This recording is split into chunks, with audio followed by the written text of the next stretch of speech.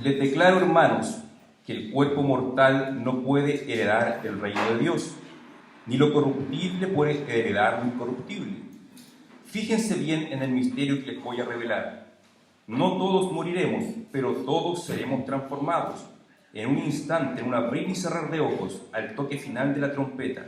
Pues sonará la trompeta y los muertos resucitarán con un cuerpo incorruptible, y nosotros seremos transformados, porque lo corruptible tiene que revestirse de lo incorruptible y lo mortal de inmortalidad. Cuando lo corruptible se revista de lo incorruptible y lo mortal de inmortalidad, entonces se cumplirá lo que está escrito: la muerte ha sido devorada por la victoria. ¿Dónde está, oh muerte, tu victoria? ¿Dónde está, oh muerte, tu aguijón? El aguijón de la muerte es el pecado, y el poder del pecado es la ley. Pero gracias a Dios que nos da la victoria por medio de nuestro Señor Jesucristo. Por tanto, mis queridos hermanos, manténganse firmes e inconmovibles, progresando siempre en la obra del Señor, conscientes de que su trabajo en el Señor no es en vano. Como hemos mencionado otras veces, la iglesia de Corinto estaba ubicada en la antigua ciudad griega de Corinto, una ciudad que existe actualmente, hoy en día. Al estar ubicada dentro de Grecia, el pensamiento imperante en la sociedad griega es el pensamiento de los filósofos griegos, de los antiguos filósofos griegos. Y curiosamente, la enseñanza de la inmortalidad del alma no es solamente propia del cristianismo. Los antiguos griegos también creían en la inmortalidad del alma. Los griegos creían que el alma era una sustancia pura, la sustancia sublime del ser humano, pero que el cuerpo humano era algo malo. Por lo tanto, cuando la persona muere, ellos lo veían como la liberación del alma. El alma se libera del cuerpo, se libera de algo malo, de algo negativo. Entonces, el pensamiento imperante en la sociedad griega es que el alma es inmortal, pero que el cuerpo muere, deja de ser, se deshace y nunca más vuelve a existir. Ahora, como iglesia cristiana, obviamente ellos habían sido expuestos a la enseñanza de la resurrección física corporal del Señor Jesucristo, con la concerniente promesa de que nosotros como creyentes, una vez muertos, también habríamos de resucitar. Pero de alguna forma, este pensamiento de la sociedad, de la filosofía griega, se había introducido en la iglesia de Corinto. Y muchos hermanos estaban negando de que existía una resurrección física de nuestros cuerpos. Seguían creyendo en la inmortalidad del alma, pero negaban la posibilidad de que algún día nuestros cuerpos iban a ser levantados, iban a ser resucitados. Entonces el apóstol Pablo, en el capítulo 15, busca corregir esta mala enseñanza que se había introducido en la iglesia. Él comienza a decirles: ¿acaso ustedes no saben que el Señor Cristo murió y resucitó? Si ustedes no creen que Cristo resucitó, vana es su fe. Ustedes tienen una fe falsa, ilusa. Continúan en pecado si es que no creen que el Señor Jesucristo ha sido levantado, ha sido resucitado. Y de la misma forma en que el Señor Jesucristo resucitó, también nuestros cuerpos van a ser resucitados en aquel día final, cuando el Señor venga. Ahora, si entendemos que va a llegar el día en que nuestros cuerpos han de ser levantados de las tumbas, entendemos también que todos en algún momento vamos a experimentar la muerte física. Sabemos que la muerte es consecuencia de la caída de Adán. Si Adán no hubiese pecado, si Adán no hubiese caído, no habría existido la muerte. Nosotros como seres humanos no experimentaríamos la muerte. Pero sabemos que por Adán, le dice Pablo a los romanos, entró la muerte por medio de un hombre y esta afectó a todos los hombres. Es decir, todo ser humano en algún momento ha de experimentar la muerte. Sabemos que han habido algunas excepciones. En el Antiguo Testamento vemos al menos dos casos. En el libro de Génesis vemos el caso de Enoc, que dice que fue traspuesto por Dios. Dios se lo llevó directamente al cielo sin experimentar la muerte. También vemos el caso del profeta Elías. En el segundo libro de Reyes, vemos cómo Elías fue llevado al cielo y no experimentó la muerte física. Pero las excepciones solamente confirman la norma, que todo ser humano ha de experimentar la muerte física. Es algo irrefutable. Ahora, ¿Qué sucede con nosotros? ¿Qué sucede con nuestras almas una vez que morimos? La creencia popular es que todas las personas van al cielo directamente. Hay algunos que han creído que el alma de la persona cae en un estado de especie de sueño inconsciente, esperando el día de la resurrección. Pero ¿qué dice la Biblia al respecto? En la Biblia hay evidencia suficiente como para afirmar que una vez que el creyente muere, va inmediatamente a la presencia de Dios. Y también hay evidencia suficiente como para sostener que aquellos incrédulos que mueren hoy en día van inmediatamente a un lugar de tormento. No es el estado eterno definitivo, es un estado intermedio, un estado temporal, donde los creyentes disfrutan parcialmente de las bendiciones de estar en la presencia de Dios, esperando la resurrección gloriosa de sus cuerpos para entrar a la eternidad. Y también para con los incrédulos. Ellos están en un estado intermedio, experimentando sufrimientos, tormentos, hasta el día de la resurrección, donde serán condenados eternamente. ¿Cuáles son algunas de estas evidencias que encontramos en la Biblia? Una de ellas es la parábola del rico y Lázaro. En esta parábola podemos observar que murieron dos hombres, un justo llamado Lázaro y el otro es identificado como el hombre rico. Y vemos que el hombre llamado Lázaro estaba en un lugar llamado el seno de Abraham y estaba experimentando un estado de felicidad. Pero el hombre rico estaba en un lugar de tormento, experimentando angustias y dolor. Y esto fue inmediatamente después de la muerte de ellos. Es cierto que no podemos basarnos exclusivamente en una parábola para extraer doctrinas para la iglesia. Pero esta enseñanza de esta parábola es ampliamente fundamentada con otras porciones del Nuevo Testamento. Por ejemplo, cuando el Señor Jesucristo fue crucificado, en la cruz, al lado de él, había un hombre que le dijo: Señor, acuérdate de mí cuando vengas en tu reino. Este hombre judío, instruido seguramente en la religión judía, tenía la esperanza que habría de venir un Mesías. Él reconoció en el Señor Jesucristo a ese Mesías, a ese Cristo prometido, y lo reconoce como Señor. Le dice: Señor, acuérdate de mí cuando vengas en tu reino. Es decir, él tenía una esperanza de que en algún tiempo futuro, de algún tiempo posterior, estaría presente delante de Dios y habría de ser juzgado. Por eso dice: Señor, acuérdate de mí. Aquel día cuando tú vengas en tu reino, en tu manifestación gloriosa, acuérdate de mí, Señor. Él tenía la esperanza de que iba a pasar mucho tiempo hasta que ese momento ocurriese. Pero el Señor Jesús le dice: de cierto te digo que hoy mismo estarás conmigo en el paraíso. Hoy mismo. La realidad de la presencia de Dios para él iba a ser real en ese mismo día. No tendría que esperar una gran cantidad de tiempo hasta que el Señor Jesucristo volviese en su gloria, sino que en el momento de experimentar la muerte, él iba a pasar a disfrutar de la presencia de Dios en un lugar llamado el paraíso. Hay también otras afirmaciones. El apóstol Pablo dice: quisiera partir y estar con Cristo, lo cual es muchísimo mejor que estar aquí en la tierra con ustedes. Pero él reconoce también que tiene un interés especial en permanecer en la tierra por el bienestar de la iglesia, para seguir edificando la iglesia por medio de su predicación, por medio de su enseñanza. Pero él admite que podría partir, el deseo de él es partir, estar inmediatamente con Cristo, estar inmediatamente en la presencia de Dios. Él no estaba esperando un estado de sueño, un estado de inconsciencia de su alma, esperando la resurrección y el juicio final, sino que tenía conciencia que una vez que muera, partía inmediatamente a disfrutar de la presencia de Dios. El mismo Pablo reconoce que si bien nuestro cuerpo físico se va desgastando, se va envejeciendo, pero dice, a modo de esperanza, en los cielos. Hay un edificio, hay un hogar construido para nosotros, con manos no humanas, y nos está esperando. Una vez que este cuerpo se destruya, que baje a la tumba, vamos a ese hogar celestial. Era una esperanza inmediata.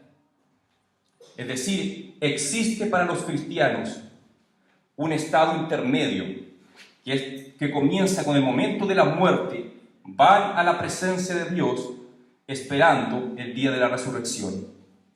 Y también para los impíos, lamentablemente, existe un lugar de tormento esperando el día de la resurrección. Ahora, si nos introducimos en el texto, en el versículo 50 dice: les declaro, hermanos, que el cuerpo mortal no puede heredar el reino de Dios. ¿A qué se refiere Pablo con el cuerpo mortal? Se refiere a nuestros cuerpos humanos tal cual como son hoy en día. Dice que lo corruptible no puede heredar lo incorruptible. Con corruptible se refiere a nuestros cuerpos humanos. Y cuando dice corruptible, no está dando cabida al pensamiento de la filosofía griega que el cuerpo en sí mismo es algo malo. Está reconociendo que el cuerpo es algo bueno. Pero ¿por qué dice que es corruptible? Porque producto de la caída, nuestro cuerpo humano está sujeto a enfermedades, a múltiples debilidades. Nuestro cuerpo humano se va envejeciendo, se va deteriorando. A eso se refiere con que nuestro cuerpo es corruptible. Y nuestro cuerpo, tal cual como es, no puede entrar a la eternidad, a la nueva Jerusalén, en esta condición en la cual es hoy en día. Por eso dice que nuestro cuerpo mortal no puede heredar el reino de Dios, porque el reino de Dios es incorruptible, es perfecto, no hay enfermedad, no hay dolor, no hay envejecimiento allí. Por eso es que nuestro cuerpo, tal cual como es, no puede heredar el reino de Dios. Pero continúa diciendo lo siguiente: les voy a revelar un misterio. Dice. ¿Cuál es este misterio que nos revela Pablo? Dice: no todos moriremos, pero todos seremos transformados. Dijimos que habían un par de casos apenas en el Antiguo Testamento de personas que no murieron. Pero aquí Pablo identifica un grupo de personas que no morirán. ¿A quién se refiere? Se refiere a los creyentes en Cristo, a los hijos de Dios, que han de estar vivos en el momento del regreso del Señor Jesucristo. Hay quienes dicen que Pablo se equivocó en el tener la esperanza de que Cristo había de venir en su propia época. Pero no es que Pablo se haya equivocado, porque Pablo en ningún momento afirmó que él iba a estar vivo cuando el Señor Jesucristo retornase, sino que para él era ciertamente probable estar vivo una vez que Cristo regrese. Pablo estaba convencido de eso, que existía la posibilidad que Cristo retornase cuando él aún estuviese vivo. Pero él tenía claro que tampoco conocía la fecha del regreso de Cristo, sino que lo daba como una posibilidad, y esa posibilidad es cierta para todos los creyentes de todas las épocas. Es posible, hermano, no lo podemos asegurar, pero es posible que nosotros no experimentemos muerte. Si es que estamos vivos cuando el Señor Jesucristo regrese, no vamos a experimentar muerte. Esa era la esperanza de los apóstoles y debiese ser también nuestra esperanza. Es una posibilidad cierta. No podemos asegurar que es así, pero sí es una probabilidad. Dice: no todos moriremos, pero todos seremos transformados. Lo que hablábamos recién. Nuestros cuerpos serán transformados. Nuestros hermanos que están muertos, cuando el Señor Jesucristo vuelva, ellos han de resucitar y sus cuerpos se van a levantar de las tumbas, pero en una nueva condición. Van a ser cuerpos gloriosos, cuerpos espirituales. Y nosotros también vamos a ser transformados. Primero van a resucitar nuestros hermanos que estén muertos, que se levanten. Y al instante también nosotros, que estamos en nuestros cuerpos, tal cual como los conocemos hoy en día, también vamos a experimentar una transformación de nuestros cuerpos. De tal forma que todos han de resucitar. Toda persona que ha muerto en algún momento va a resucitar, ya sea para vida eterna o para condenación eterna. Ya hay señales de esto en el Antiguo Testamento. El profeta Daniel dice que en los días finales muchos se levantarán del polvo, dice, algunos para vida eterna y otros para condenación eterna. El Señor Jesucristo dice que llegará el día donde los muertos oirán su voz, y lo oirán y se levantarán, algunos para vida eterna y otros para condenación eterna. Pero todos vamos a resucitar y todos seremos transformados, dice Pablo, tanto los que estén vivos en esa época como los que ya han muerto. En un instante, en un abrir y cerrar de ojos, al toque final de la trompeta, pues sonará la trompeta y los muertos resucitarán con un cuerpo incorruptible y nosotros seremos transformados. Cuando el Señor Jesucristo venga, sonará una gran trompeta y los ángeles de Dios reunirán a los escogidos de Dios de todos los extremos de la tierra y seremos arrebatados hasta su presencia. Ahora, ¿cuáles serán las características de ese nuevo cuerpo? De ese cuerpo transformado, de ese cuerpo incorruptible. El hecho de que se diga que es un cuerpo espiritual no quiere decir que no sea un cuerpo físico, porque sabemos que la Biblia usa la expresión espirituales. Dice Pablo, vosotros que sois espirituales, refiriéndose a los cristianos que no se dejan llevar por los impulsos de su carne, sino que son constantemente guiados por el Espíritu Santo. Nosotros debiésemos ser cristianos espirituales, es decir, personas guiadas continuamente por el Espíritu Santo. Y el hecho de que seamos espirituales no niega la realidad de que tengamos un cuerpo físico.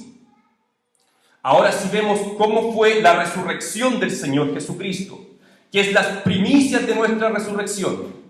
La primicia es una muestra de las cosechas. Antes de realizar las cosechas en el campo, se obtenía una muestra de las legumbres o lo que se habría de cosechar. Y esa muestra era la primicia, es decir, la garantía de que venía una cosecha posterior.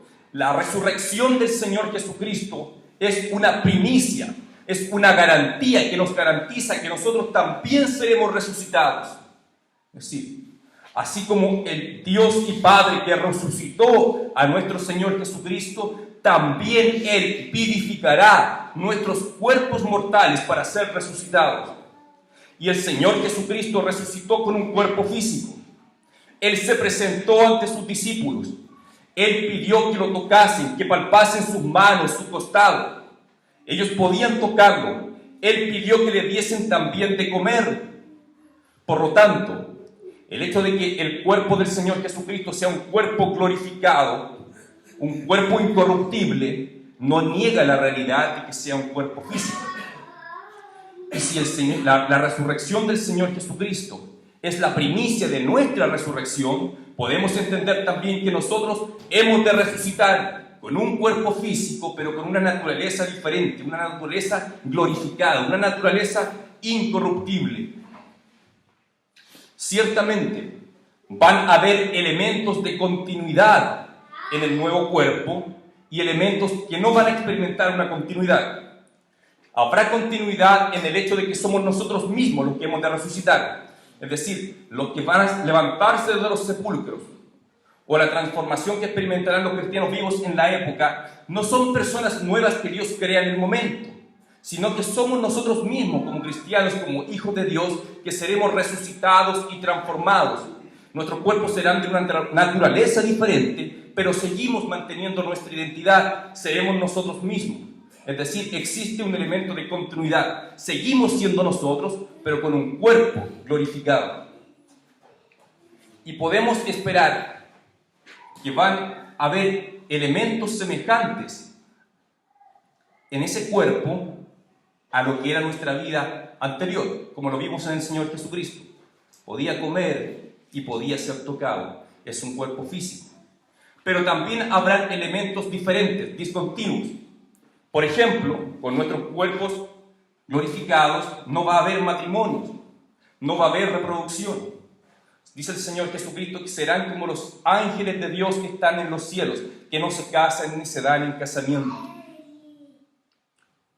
Esa es una señal de diferencia, de discontinuidad. No van a existir matrimonios con los cuerpos glorificados. Al parecer, las funciones digestivas del cuerpo humano también van a ser suprimidas. En 1 Corintios capítulo 6, Pablo dice, Reina Valera dice que las viandas son para el vientre y el vientre son para las viandas, pero a ambas destruirá Dios. La NBI dice que los alimentos son para el estómago y el estómago para los alimentos, pero a ambos va a destruir Dios. Podemos concluir que tal vez las funciones digestivas de nuestro cuerpo humano ya no van a ser tal cual como son hoy en día. Entonces, Pablo, después de explicar este misterio de que todos hemos de resucitar, de que todos seremos transformados, ya sea que hayamos muerto o que estemos vivos, nuestros cuerpos serán transformados a un cuerpo incorruptible, a un cuerpo glorificado. Continúa diciendo: la muerte ha sido devorada por la victoria. ¿Dónde está, oh muerte, tu victoria? ¿Dónde está, oh muerte, tu aguijón?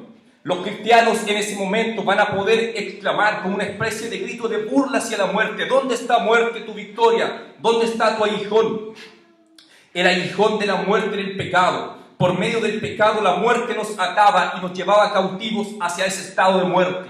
Pero ahora que el pecado ha sido destruido, que el pecado ha sido derrotado por Cristo en la cruz Cristo derrotó a la muerte y al pecado. Pero ahora esa victoria se va a aplicar de manera perfecta y cabal a nuestra realidad. Ya no va a existir más la muerte. La muerte no va a tener dominio sobre absolutamente nada. Nadie va a volver a morir. Recuerden que antes del Señor Jesucristo hubo algunas resurrecciones. Los profetas en el Antiguo Testamento resucitaron a algunas personas. El Señor Jesucristo mismo resucitó a personas en su ministerio. Esas personas resucitaron, pero volvieron a morir. El Señor Jesucristo resucitó y nunca más ha de morir. Así también nosotros con Él vamos a resucitar y nunca más hemos de morir. Por lo tanto, la muerte pierde todo su poder. Y como un grito de alegría, como un grito de júbilo, el pueblo de Dios va a clamar: ¿dónde está, muerte, tu victoria? ¿Dónde está, oh sepulcro, tu aguijón? Porque ese aguijón que era el pecado también va a dejar de ser. Hoy en día en nuestro cuerpo corruptible nosotros luchamos continuamente contra el pecado, pero con nuestro cuerpo incorruptible dicha lucha ya no existirá, porque el pecado dejará de ser. El pecado y la muerte dejarán de existir y la victoria plena hemos de experimentarla en aquel momento. Entonces, resumiendo, todos hemos de experimentar la muerte física a menos de que estemos vivos en el momento que el Señor regrese. Pero independiente de que estemos vivos en ese momento o que hayamos muerto, nuestros cuerpos serán transformados a un cuerpo incorruptible, a un cuerpo glorioso, semejante al cuerpo que tiene actualmente el Señor Jesucristo. Y en ese entonces la muerte dejará de existir, el pecado dejará de existir. Teniendo en cuenta también que si morimos en estos tiempos, antes de la venida del Señor Jesucristo, el creyente parte a un estado intermedio a disfrutar de la presencia de Dios. Y lamentablemente para los impíos también van a un estado intermedio de tormento, esperando el momento de la resurrección, de aquel día final. El versículo 58 dice Pablo a modo de conclusión: por lo tanto, mis queridos hermanos, diciéndonos a nosotros, por lo tanto, ustedes que han conocido este misterio, ustedes que han conocido estas verdades, tengan en cuenta que nada es en vano de lo que hagan en esta vida, dice. Por lo tanto, manténganse firmes e inconmovibles. Hermanos, nuestra fe no debe declinar, nuestro estado anímico no debiese declinar. Tenemos esta gran esperanza, que todo lo que hacemos en nuestras vidas como servicio al Señor no queda ahí y se pierde en el tiempo. sino que va a llegar un momento glorioso en que seremos resucitados, estaremos delante del Señor, y el Señor dice que viene con su galardón, va a galardonar la fidelidad de cada uno de sus hijos. Ciertamente todos sus hijos son salvos y vivirán eternamente con el Señor, pero también el Señor traerá recompensas por la fidelidad de cada uno. Dice, por lo tanto, manténganse firmes e inconmovibles, progresando siempre en la obra del Señor, conscientes de que su trabajo en el Señor no es en vano. Hermano, todo lo que tú haces para la obra del Señor es tenido en cuenta por Dios. Tal vez absolutamente nadie ve lo que tú en secreto haces por el Señor. A lo mejor nadie es testigo de cuando tú te acercas a una persona necesitada para darle una palabra de aliento, para ayudarla tal vez con alimentos si está pasando por necesidad, para ayudarla financieramente si está pasando por una necesidad. Tal vez nadie se entera, pero Dios ve todo lo que tú haces. Y el Señor te ha de recompensar por eso en aquel día. Por lo tanto, no nos desanimemos, hermanos. Continuemos haciendo el bien, mayormente los de la familia de la fe, como dice la palabra del Señor. El Señor tiene en cuenta absolutamente todo lo que hacemos. Nosotros podemos ignorar lo que muchos de ustedes hacen para la obra del Señor, pero el Señor no ha de ignorar absolutamente nada. Todo el trabajo que hacemos para la obra del Señor no es en vano.